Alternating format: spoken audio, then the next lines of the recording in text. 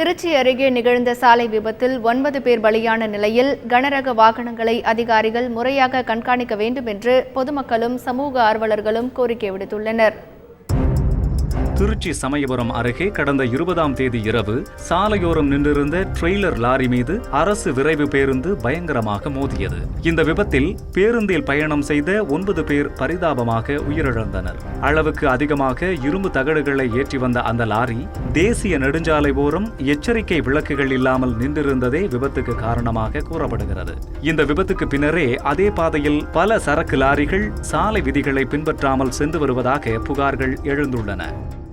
சட்டமே இருக்குது.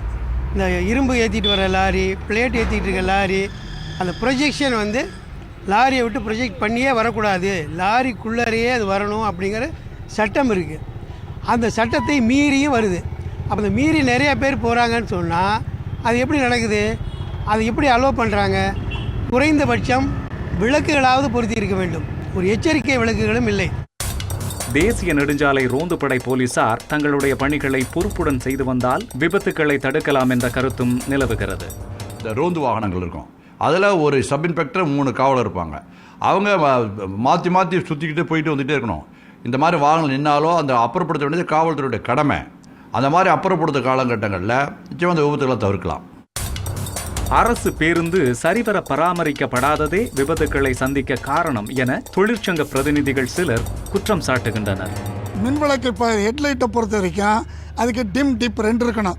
இதில் டிம்மில் மட்டும்தான் அந்த வண்டி ஓடிட்டு இருக்குது. டிப் இல்லைன்னு அந்த வண்டி ஓட்டுநர் சொல்கிறார்.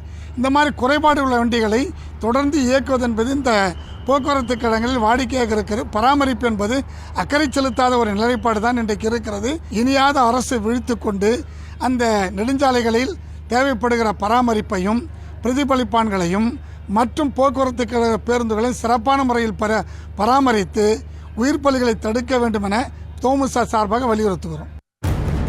சாலை விதிகளை கண்காணிக்க சம்பந்தப்பட்ட அதிகாரிகள் உரிய நடவடிக்கை எடுத்தால் இனிவரும் காலங்களில் இதுபோன்ற கோர விபத்துக்கள் நடக்காமல் தடுக்கலாம் என்பதே பலரது கோரிக்கையாக உள்ளது.